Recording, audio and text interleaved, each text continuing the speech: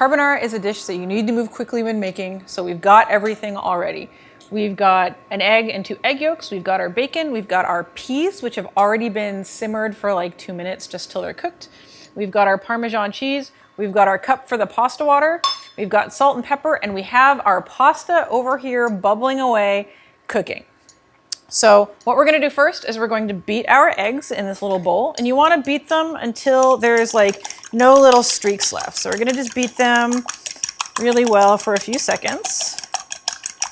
And then we're gonna add our cheese to the eggs. And we're gonna give that a good mix. I'm actually gonna take a few shots of pepper and a little pinch of salt. We're not gonna need much salt in this dish because there is a lot of Parmesan cheese and the salted, or the pasta water is already salted, so we're not really gonna have to add too much to make it taste perfectly salted. I'm gonna give this a good mix. Doesn't take much mixing. And we're gonna set that aside. And that's just gonna sit there and do its thing for a few minutes. Now we're gonna cook our bacon. The pan is already hot. I'm gonna turn it up a little bit because I want this bacon to cook quickly. What we're gonna do is we're gonna cook this until it's nice and crispy and it spits out a lot of fat, because the bacon fat is actually a really important part of this dish. So we've got our cooktop on about 6, and it's gonna be a little different depending on your stove. It's about medium to medium high, depending on how hot your thing gets. And we're gonna keep cooking this until it's nice and crispy. We've got our bacon, it's looking nice and crispy. We've got some good browning on the bottom of the pan, which is gonna add lots of gorgeous flavor to our dish. Now we're gonna fish the bacon out of the pan and put it on a piece of paper towel to catch any excess grease. If you've got a lot of bacon fat sitting in the bottom of your pan, you probably want to like pour some of it out. You only want about 2 tablespoons worth, which is about what we've got here, so we don't have any to pour out. But if your bacon is particularly fatty and it's spitting out fat all over the place, if you add too much bacon fat, it'll just make your dish really heavy. So it's good to like skim off any excess fat just so you don't end up with like a super heavy dish. Okay.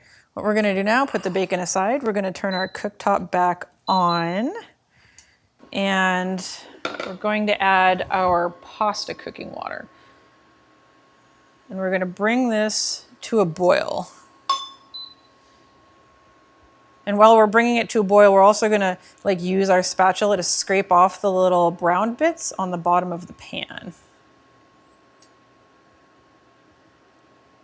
Now, as soon as this comes to a boil, we're gonna add our pasta. So we're gonna add our pasta in just about 30 seconds to a minute. Alrighty, we've got a good little boil going on here. We're gonna add our pasta. You wanna pull your pasta out of its cooking water when it's just before al dente. Like, not quite done, but almost done, because we're gonna finish it cooking in this cooking water with a little bit of bacon fat. So that's the thing, right? The pasta's almost done, not quite, and the rest of its cooking is actually going to suck up some of the bacon fat. So we're gonna keep going until the pasta liquid at the bottom of the pot is reduced by about half. We're gonna be really gentle when we toss our pasta because we don't wanna smash it, but we do want to turn it, and we wanna make sure that it stays totally coated in the fat and the water. Alrighty, our pasta has absorbed half of the cooking water that we added to the pan. And what we're gonna do is remove this from the heat because we're gonna add the eggs and the cheese. And remember, we cannot heat cheese really quickly. And also the eggs don't wanna be heated really quickly because they will scramble. So once we add the eggs to the pasta, like it's game on. Like the pasta needs to keep moving constantly until that is creamy. Like if you stop moving at any point before that becomes super creamy, like those eggs will curdle. So we're gonna move our bacon over here, and I'm gonna move the cooktop over here, and we're gonna bring this guy here. Now this pasta is really hot. It was just on a hot stove. What we're gonna do is we're gonna take our hot pasta water, we're gonna add a little bit here to quickly temper the eggs. We're gonna keep that moving really fast. We want it to melt the cheese a little bit and also temper the eggs so they don't freak out when we add them to the hot pasta. Mix it up. I'm gonna add just a little bit more. You wanna keep the eggs moving whenever they come in contact with anything hot. These eggs cannot stop moving. Now we're gonna add them to the pasta and it's game on. I'm gonna pour them in and we're going to keep moving the pasta. We're just gonna dribble them in really slowly. Keep going, keep going. The pan is hot, the noodles are hot. That's what's gonna cook the eggs and the pasta. A little bit more, keep going. A little bit more. The whole thing needs to keep moving. So don't be like, oh, I can move this, oh, I can move that. Like the whole thing needs to keep moving. You also have to try not to smash the pasta. So you have to move quickly, but also be gentle. Add a little bit more and we're done. Keep it moving. It's looking good. Keep going. And I'll tell you, like if you're working with less pasta, it's a little bit easy. So if you find this hard, you might want to try making enough for 4 people in 2 batches. That always works as well.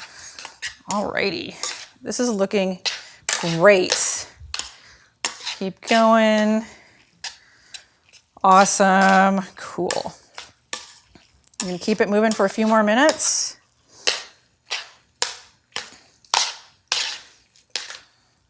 Whoop, my noodles are escaping. Our sauce is cooked through. We don't have much curdling at all, which is great news. And it's looking really good. These little brownie bits in here, like you'll see, are actually that were on the bottom of the pan from the bacon, and those are flavorful bits. We want those. So now what we're gonna do is we're going to add our peas. Somebody out there is gonna email me and tell me that this is sacrilege, and you can go f yourself. I like peas in my carbonara, and I'm Italian, so let's see. And now we're gonna add our bacon. Oop, in we go. And we're just gonna give it a good toss. And that is gorgeous. This looks like a beautiful, beautiful dish. This is exactly what it's supposed to look like. You've got a creamy sauce, you've got bits of meat, you've got the peas, because peas, we need vegetables, so this is a great way to get them.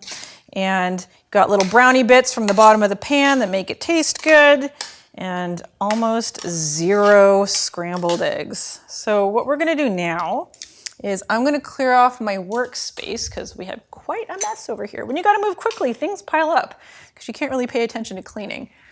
So I'm gonna set these over here. I'm gonna grab my plate. It's gonna fall down in my absence. Give me 1 second. Get rid of the bacon bowl. Get rid of my little measuring cup that had my pasta water. And now we're gonna plate this up.